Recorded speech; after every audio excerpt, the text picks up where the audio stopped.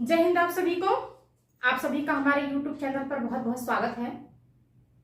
हमारा टॉपिक अलंकार चल रहा है, जिसमें से हमने शब्दालंकार पढ़ लिया है। आज हम अर्थालंकार को पढ़ेंगे।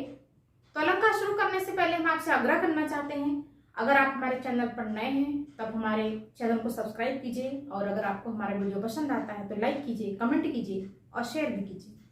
तो अर्थालंकार के अंतर्गत हम क्या पढ़ने वाले हैं?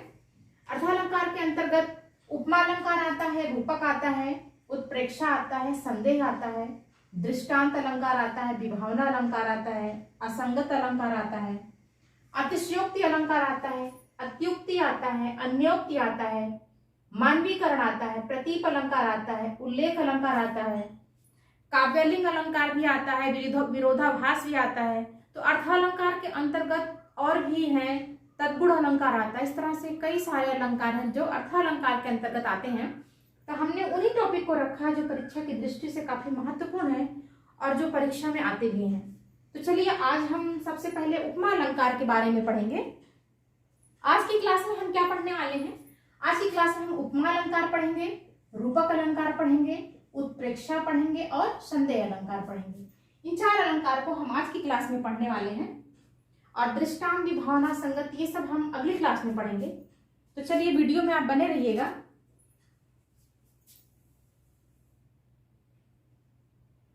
एक था मैंने लिखवाया था कि भरत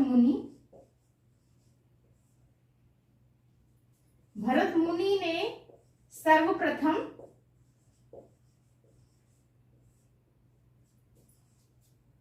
रस का उल्लेख किया था।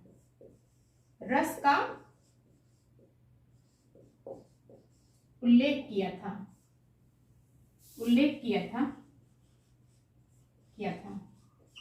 वहां पे हमने आपको अलंकार बोल दिया था, उसको आप सही कर दीजिएगा। भरत मुनि ने सर्वप्रथम रस का उल्लेख किया था, और इनकी जो रचना थी वो क्या थी?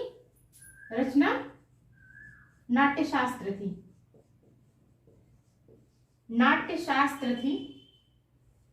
और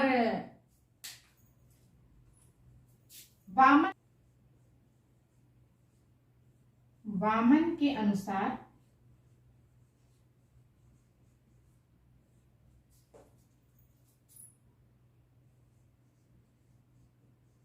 अलंकार वह है जो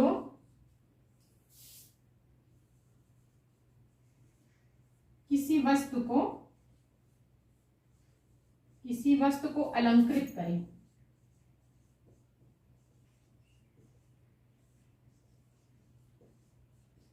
इस तरह से आप इसको देख लीजिएगा। भरत मुनि ने सर्वप्रथम रस का उल्लेख किया था। मैंने उसमें लिखा दिया था कि अलंकार की व्यवस्थित परिभाषा दी थी, पर अलंकार की व्यवस्थित परिभाषा भरत मुनि ने नहीं दी थी। भरत मुनि सर्वप्रथम रस का उल्लेख किया था, और उनकी जो रचना थी वो तो सही है, नाट्यशास्त्र है। और वामन के अनुसार जो है, अगर पूछा जाए कि सर्वप्रथम अलंकार की जो परिभाषा है उसने किसने दिया था, तो वामन ने दिया था कि अलंकार वह है जो किसी वस्तु को अलंकृत करे। तो चलते हैं हमारे नेक्स्ट टॉपिक।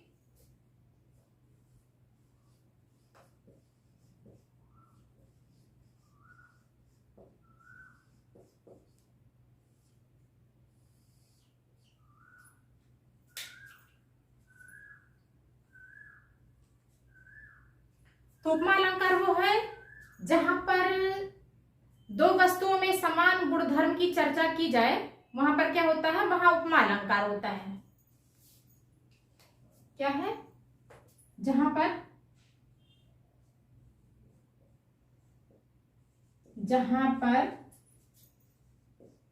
दो वस्तुओं में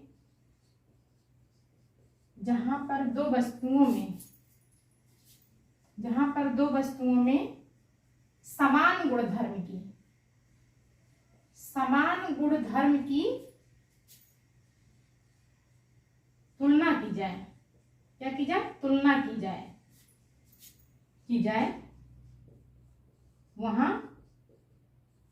वहां उपमा अलंकार होता है। उपमा मतलब क्या होता है? एक दूसरे से तुलना करना। वहां उपमा अलंकार होता है। उपमा अलंकार होता है। या आप ऐसे भी लिख सकते हैं। कैसे? जहां उपमान से उपमेय की तुलना की जाए। क्या? जहां उपमान से उपमेय की तुलना की जाए वहां उपमा अलंकार होता है। ऐसे भी आपको जैसी सुविधा लगे। जहां उपमान से उपमेय की तुलना की जाए, उपमेय की तुलना की जाए, जहां उपमान से उपमेय की तुलना की जाए वहां उपमा अलंकार होता है। उपमा अलंकार होता है। ये हो गया। और उपमा अलंकार में 4 बातों का होना बहुत जरूरी होता है। एक, उसमें उपमेय होना चाहिए, दूसरा उपमान होना चाहिए, तीसरा उसमें समानता होनी चाहिए, और चौथा उसमें जो है साधारण धर्म भी होना चाहिए। वो हम लिख करके और उदाहरण के माध्यम से समझेंगे उसको कि किस तरह से होना चाहिए। सबसे पहले उपमेय, उपमान और उसकी समानता में कौन कौन से शब्द आते हैं और उसका साधारण धर्म क्या है, तो इन सब चीजों को पहले समझ लेते हैं। सबसे पहले उपमान क्या है? उपमान। दूसरा है उपमेय।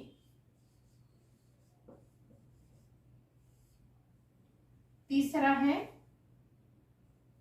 समानता। तीसरा समानता है और चौथा क्या है? चौथा है साधारण धर्म। साधारण धर्म। तो ये सब क्या है? उपमेय क्या है, उपमान क्या है और समानता क्या है, साधारण धर्म क्या है, इनको पहले देख लेते हैं। उपमान वो होता है जिससे तुलना की जाए, जिससे तुलना की जाए, जिससे तुलना की जाए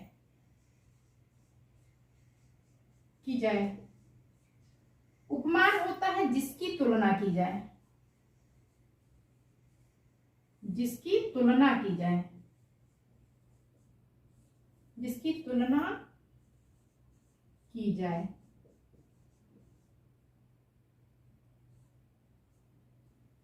और समानता में पहचान के लिए शब्द आते हैं, जैसे क्या? सा हो गया, सम हो गया, सरिस हो गया, सो हो गया, सा हो गया, क्या हो गया? सादृश्य हो गया, आदि। अगर इस तरह के अगर आपको शब्द मिलते हैं, सा मिले, सम मिले, सरिस मिले, सो मिले, सादृश्य मिले, इस तरह के अगर आपको शब्द मिलते हैं तो वो किसमें आएंगे? वो उपमा अलंकार के अंतर्गत आते हैं। और साधारण धर्म क्या होता है? जो उपमेय और उपमान दोनों के बारे में बताता है। तो क्या होगा? वो साधारण धर्म जो है कहलाता है। दोनों को व्यक्त करने वाला जो शब्द होता है, उपमेय और उपमान को व्यक्त करने वाला जो शब्द इस्तेमाल होता है इसमें, वो साधारण धर्म होता है। क्या होगा? उपमेय और उपमान को, उपमेय और उपमान को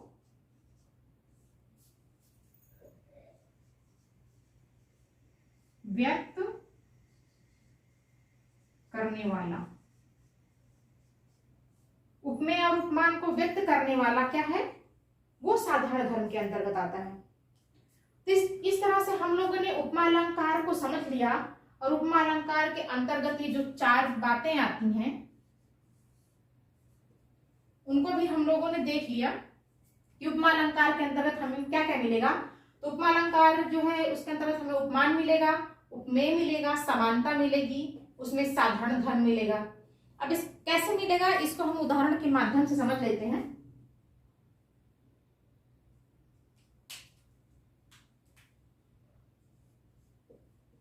जैसे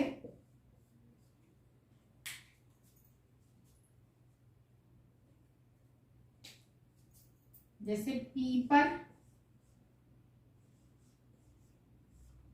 पीपल, पीपर पात सरिस मन डोला। पीपर पात सरिस मन डोला। इसमें आपको क्या मिल गया? पीपर पात मिल गया, सरिस मिला, मन मिला और डोला मिला। तो अब देखिए इसमें क्या क्या है। ये जो पीपर पात है ये क्या है? ये हमारा उपमान है। और सरिस क्या है? ये समानता है, जो दोनों में समानता को बता रहा है। और मन क्या है? ये उपमेय है। मन क्या है? मन उपमेय है। और डोला क्या है? ये साधारण धर्म है। साधारण धर्म है जो उपमेय और उपमान के बारे में क्या कर रहा है? बता रहा है कि पीपल के पत्ते के समान ही मन क्या हो रहा है? डोल रहा है। तो इस प्रकार से और उदाहरण देख लेते हैं। पीपर पात सरिस मन डोला, आप इसको नोट कर लीजिए। दूसरा उदाहरण है,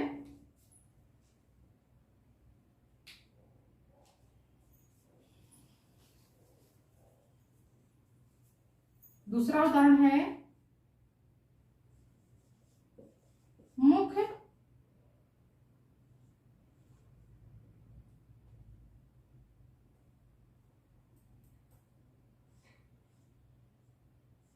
मुख चंद्रमा के समान है।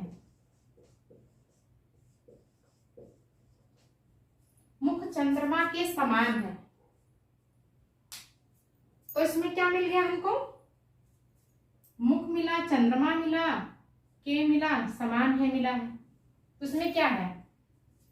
इसमें हमारा जो मुख है ये क्या है? उपमेय है। क्या है? उपमेय, क्योंकि मुख की तुलना हो रही है और किससे हो रही? चंद्रमा से हो रही। तो हमारा चंद्रमा क्या हो गया? उपमान हो गया। उपमान हो गया। और ये क्या हो गया? समान है। तो समान क्या बता रहा है? समानता बता रहा है। समानता बता रहा है। और ये क्या हो गया? ये साधारण धर्म हो गया, क्योंकि दोनों को जो है जोड़ के रखने वाला है साधारण धर्म। दो वाक्यों के बीच में आ रहा है उपमेय और उपमान के। उपमेय और उपमान के बारे में बता रहा है। तो ये क्या हो गया? ये साधारण धर्म हो गया। इस प्रकार से हमने जो है देख लिया। एक उदाहरण और देख लेते हैं इसमें। तीसरा उदाहरण है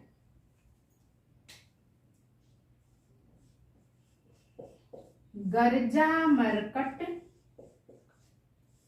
गर्जा मरकट काल समाना। काल समाना। गर्जा मरकट काल समाना। तो यहां क्या मिला? गर्जा मरकट काल समाना। तो ये मरकट क्या हो गया? मरकट का मतलब होता है बंदर। तो यहां जो है मरकट क्या हो गया? हमारा उपमेय हो गया। उपमेय हो गया, क्योंकि इसकी तुलना किससे हो रही है? उपमान, काल से हो रही थी। अब हमारा जो काल है ये क्या हो गया? उपमान हो गया। उपमेय मिल गया हमें, उपमान मिल गया, ये जो है समानता मिल गई हमको, और ये हमारा साधारण धर्म हो गया। ये साधारण धर्म हो गया। आशा करती हूं कि आपको समझ में आ रहा होगा। अगर आपको हमारा वीडियो अच्छा लग रहा है तो प्लीज आप हमारे वीडियो को सब्सक्राइब कीजिए और शेयर भी कीजिए।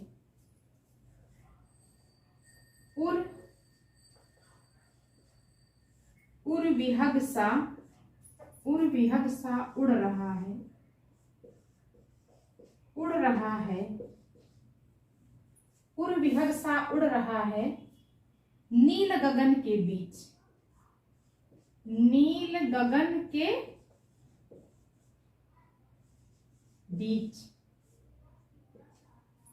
उर्विहग सा उड़ रहा है नील गगन के बीच। तो यहां पे हमको क्या मिल गया? उपमेय, उपमान, समान धर्म मतलब समानता, और उड़ रहा है। ये क्या है? ये हमारा साधारण धर्म मिल गया। इस प्रकार से हमारा उपमा अलंकार कंप्लीट हो गया। हमारा दूसरा अलंकार है रूपक अलंकार। रूपक का मतलब क्या होता है? रूपक का मतलब होता है कि जैसे दो उपमेय और उपमान हैं, दोनों का रूप एक हो, मतलब आपको ना ये पता चल पाए कि उपमेय कौन सा है और ये ना पता चल पाए कि उपमान कौन सा हो, तो क्या हो जाएगा वो हमारा रूपक अलंकार हो जाएगा। रूपक का मतलब ये है कि जहां उपमेय और उपमान का भेद रहित आरोप मिले वहां क्या हो जाएगा, वहां रूपक अलंकार हो जाएगा। तो इसकी परिभाषा देख लेते हैं।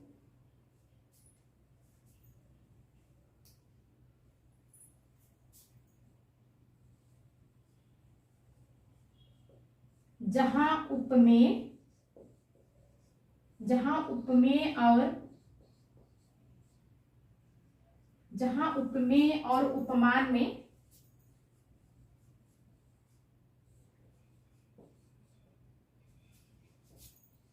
भेद रहित या आप ब्रैकेट में अभेद भी लिख सकते हैं,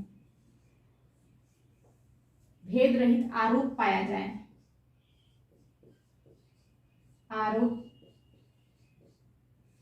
जाए, वहां रूपक अलंकार होता है।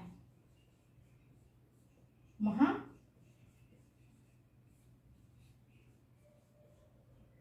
रूपक अलंकार होता है।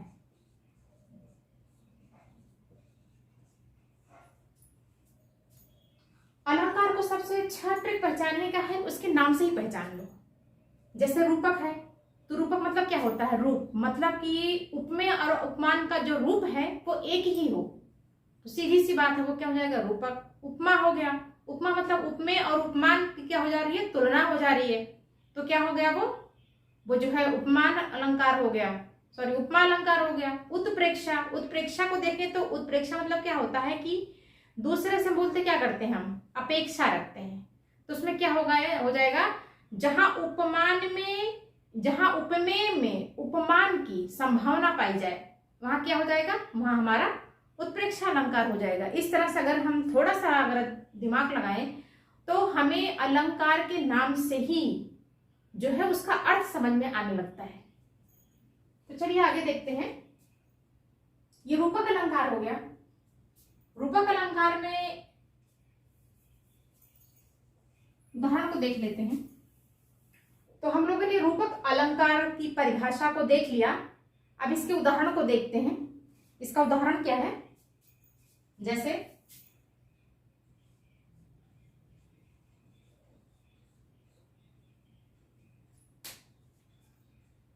इसका उदाहरण है, जैसे बीती विभावरी जागरी, अंबर पनघट में डुबो रही, तारा घट उषा नागरी।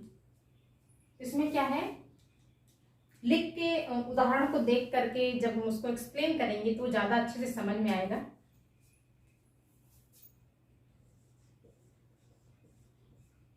बीती विभावरी जागरी, बीती विभावरी जागरी, अंबर पनघट में डुबो रही, अंबर पनघट में डुबो रही,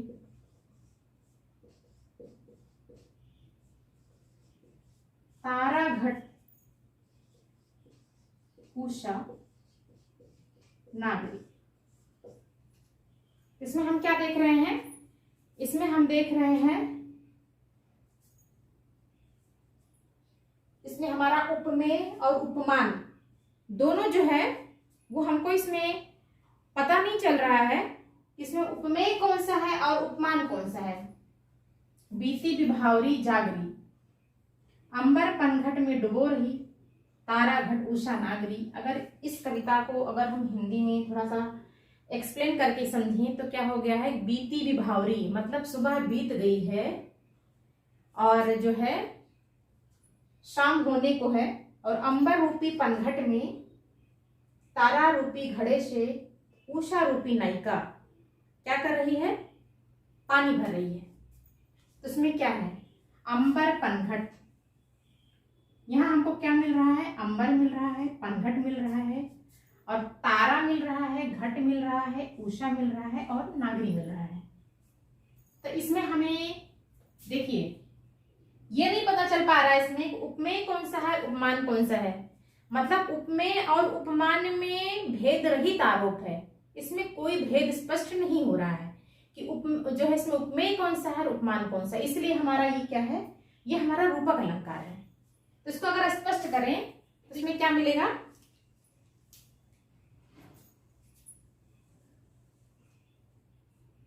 यहां पर अंबर, अंबर और तारा,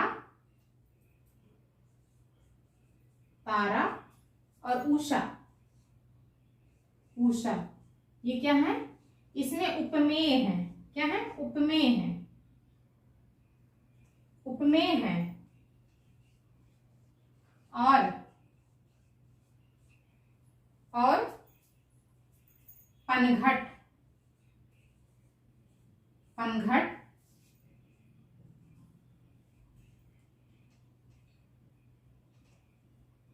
पनघट हो गया और घट हो गया और नागरी, नागरी क्या है, उपमान है। यहां पर अंबर, पनघट और अंबर, तारा और उषा क्या है, ये उपमेय है। और पनघट, घट और नागरी क्या है, उपमान है।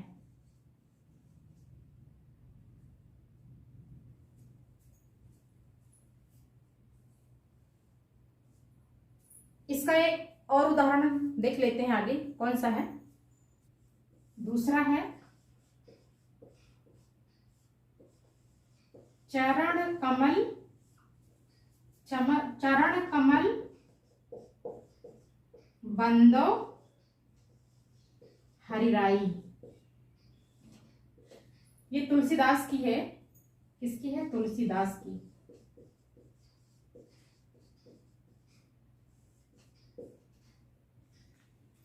चरण कमल बंदो हरिराई, यहाँ पे हमको चरण मिल रहा है और कमल मिल रहा है, मतलब उपमेय मिल रहा है और उपमान मिल रहा है। मतलब क्या हो गया, कमल रूपी चरण बंदो हरिराई, मतलब मैं बारंबार क्या करता हूं, प्रणाम करता हूं।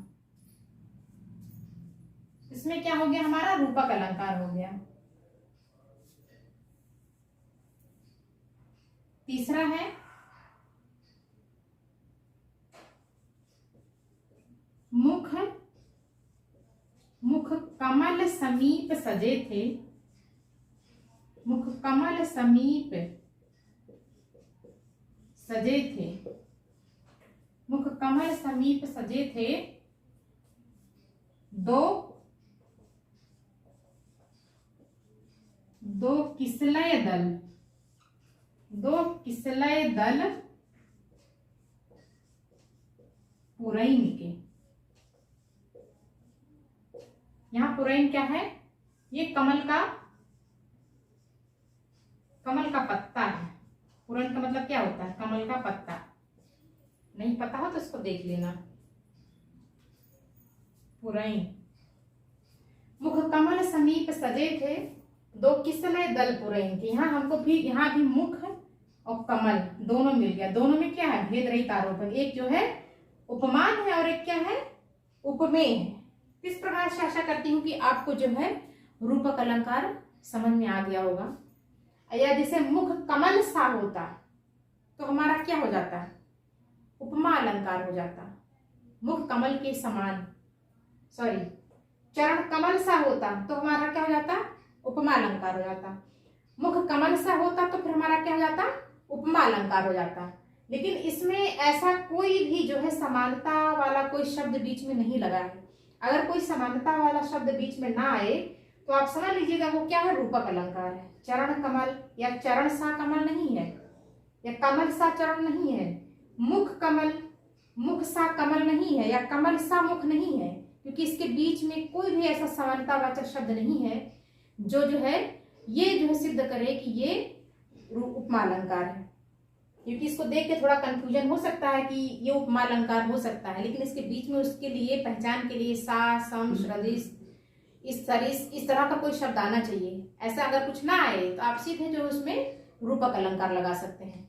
तो चलिए हम इसको उत्प्रेक्षा अलंकार को भी देख लेते हैं।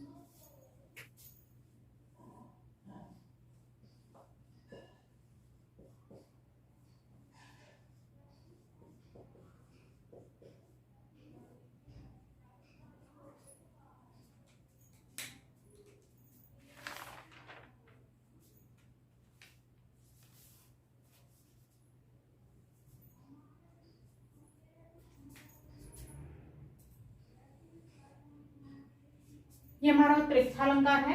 अभी हमने बताया था कि उत्प्रेक्षा मतलब क्या होता है, अपेक्षा। जहां पर उपमेय में उपमान की संभावना की जाए, वहां क्या होगा, वहां उत्प्रेक्षा अलंकार होगा। परिभाषा लिख लेते हैं इसकी।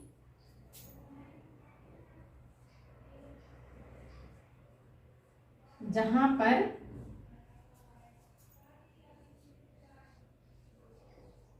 उपमेय में उपमान की संभावना की जाए, जहां उपमेय में उपमान की संभावना की जाए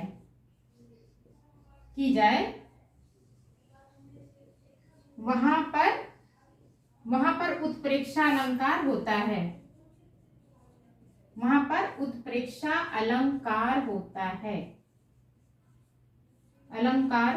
होता है, अच्छा, उत्प्रेक्षा अलंकार की पहचान भी होती है, तो उन शब्दों को हम लिख लेते हैं जिसके माध्यम से हम ये समझ सकते हैं कि उत्प्रेक्षा अलंकार अगर कहीं आएगा तो जो है कौन से शब्द के माध्यम से हम उसको समझ पाएंगे कि ये उत्प्रेक्षा अलंकार है।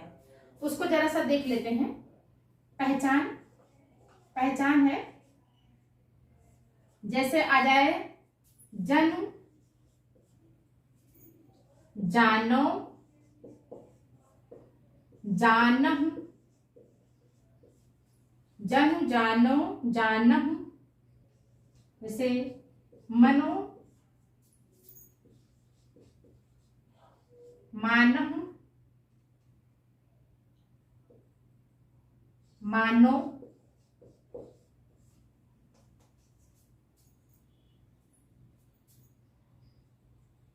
इस प्रकार के शब्द आ जाए अगर आपको, तो आप क्या करेंगे, वो उत्प्रेक्षा अलंकार को लगाएंगे इसमें।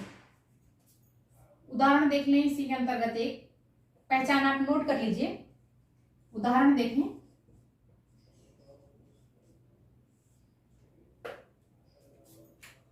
जैसे है, उदाहरण ये है, उस काल मानो क्रोध के तन कांपने उसका लगा, मानो हवा के वेग से सोता हुआ सागर जगा।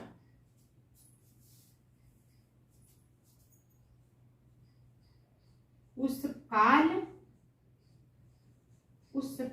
मानो क्रोध के, उस काल मानो क्रोध के तन कांपने उसका लगा,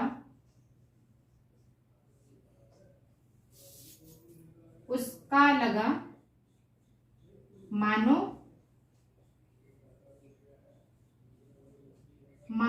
हवा के वेग से सोता हुआ सागर जगा।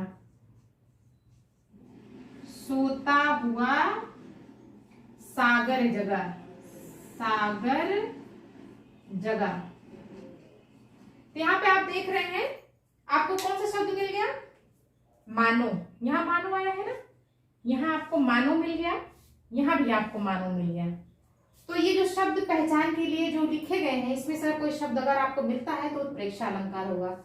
इस प्रकार से हमको वो शब्द मिल गए जो पहचान में रखे गए थे। मानो शब्द हमको मिल गया, तो हमारा क्या हो गया, ये हमारा जो है उत्प्रेक्षा अलंकार का उदाहरण हो गया। और भी उदाहरण देख लेते हैं। जैसे दूसरा उदाहरण है,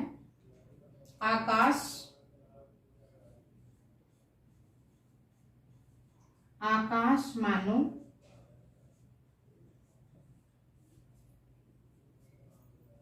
आकाश मानो अंजन बरसा रहा, अंजन बरसा रहा है। यहां क्या मिल गया? मानो मिल गया। ऐसे जैसे मुख मानो कमल हो, इस प्रकार से भी कोई शब्द आ जाए तो क्या कर दोगे आप? उत्प्रेक्षा अलंकार के अंतर्गत उसको रखोगे। चौथा अलंकार देख लेते हैं, संदेह अलंकार।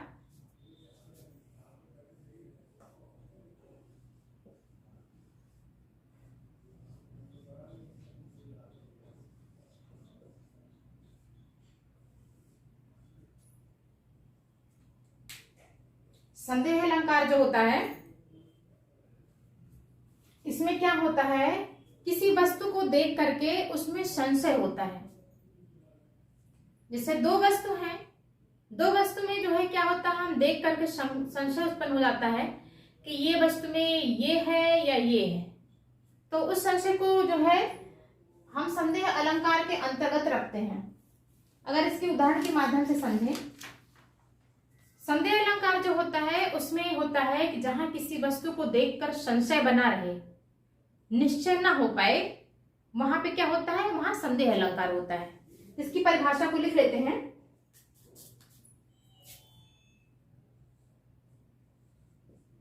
जहां किसी वस्तु को देखकर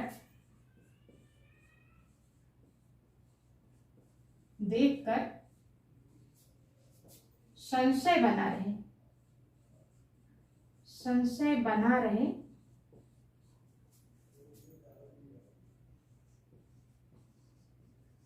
निश्चय ना हो पाए,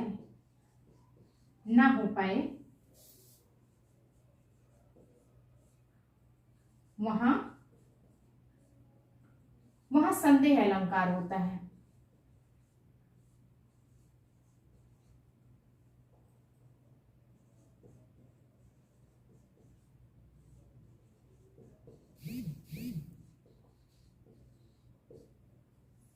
वहां क्या होता है? संदेह अलंकार होता है। जैसे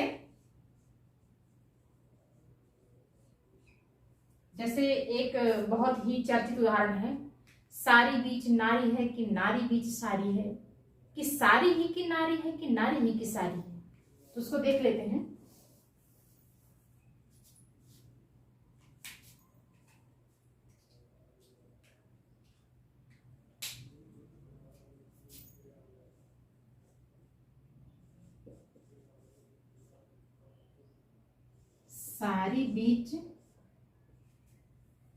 सारी बीच नारी है,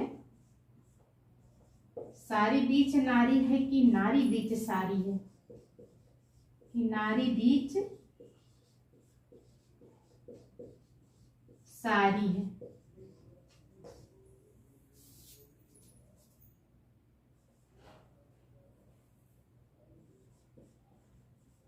नारी ही की सारी है, नारी ही की सारी है कि सारी ही की नारी है, कि सारी ही की नारी है। यहां सारी का मतलब साड़ी है। यहां पे संशय बना हुआ है कि साड़ी के बीच में नारी है कि नारी के बीच में साड़ी है, नारी ही साड़ी है कि साड़ी ही नारी है। तो यहाँ पे संशय बना हुआ है और स्पष्ट नहीं हो पा रहा है नारी और साड़ी के बीच में। तो यहाँ हमारा क्या हो जाएगा? यहाँ संदेह अलंकार होगा। अच्छा, कभी कभी क्या होता है, संदेह अलंकार और भ्रांतिमान अलंकार में थोड़ा सा जो है संशय उत्पन्न होता है कि संदेह अलंकार कौन सा है और भ्रांतिमान अलंकार कौन सा है। तो संदेह अलंकार होता है कि जहां किसी वस्तु को देखकर संशय बना रहे और निश्चय ना हो पाए, तो वहां पे क्या होगा? वहां पे जो है संदेह अलंकार होगा। लेकिन भ्रांतिमान अलंकार जो होता है, जहां दो वस्तुओं को देख करके भ्रम की स्थिति पैदा हो, मतलब अगर कोई वस्तु देखकर भ्रम की स्थिति पैदा हो, किसी वस्तु को देख करके उस वस्तु के बारे में कोई दूसरी वस्तु को जो है कल्पनात्मक रूप से सोच लेना, तो क्या हो जाएगा? जैसे रस्सी को सांप समझ लेना, सांप को रस्सी समझ लेना, ये क्या है? यहाँ भ्रम की स्थिति पैदा हो रही है, तो वो क्या होगा, वो भ्रांतिमान अलंकार के अंतर्गत आएगा। लेकिन संदेह अलंकार में दो वस्तुओं के बीच में निश्चित न कर पाना, वो जो है भ्रांतिमान अलंकार है। और दो वस्तुओं के बीच में भ्रम पैदा हो जाना कि ये जो है रस्सी को सांप समझ लेना, सांप को रस्सी समझ लेना, ये क्या है, ये भ्रांतिमान अलंकार के अंतर्गत आता है। इसका एक उदाहरण और देख लेते हैं, नीचे जगह है, यही देख लेते हैं। दूसरा है, यह मुख है, यह मुख है या चंद्र, या चंद्र,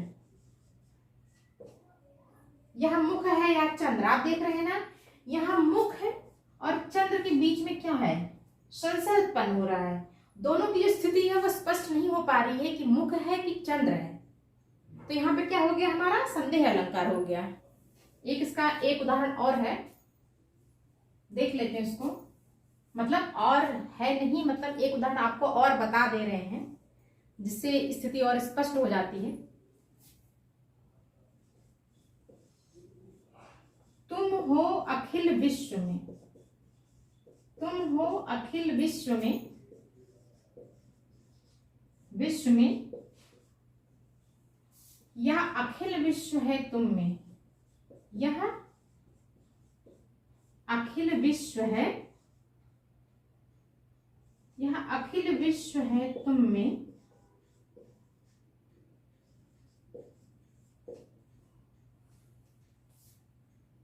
अथवा अखिल विश्व, अखिल विश्व तुम एक, अथवा अखिल विश्व तुम एक। ये किसकी पंक्ति है, ये निराला की पंक्ति है, निराला की पंक्ति है। तुम हो अखिल विश्व में या अखिल विश्व है तुम में, अथवा अखिल विश्व तुम एक। यहाँ अखिल विश्व में जो है स्थिति स्पष्ट नहीं हो रही है कि तुम अखिल विश्व हो कि अखिल विश्व तुम में है, कि जो है अखिल विश्व और तुम जो है दोनों एक हो। यहाँ पे क्या है, स्थिति स्पष्ट नहीं हो रही है, यहाँ संदेह अलंकार होगा। इस तरह से आशा करती हूँ कि आपको आज जो मैंने 4 अलंकार पढ़ाए हैं, उपमा, उत्प्रेक्षा, रूपक और संदेह, ये चारों अलंकार आपको अच्छे से समझ में आ गए होंगे। और अगर आपको अच्छे से समझ में आ गए हैं, आपको हमारा वीडियो अगर पसंद आया है, तो आप हमारे चैनल को सब्सक्राइब कीजिए और लाइक कीजिए, कमेंट कीजिए कि हमारी वीडियो कैसी बनी है, और शेयर भी कीजिए। धन्यवाद।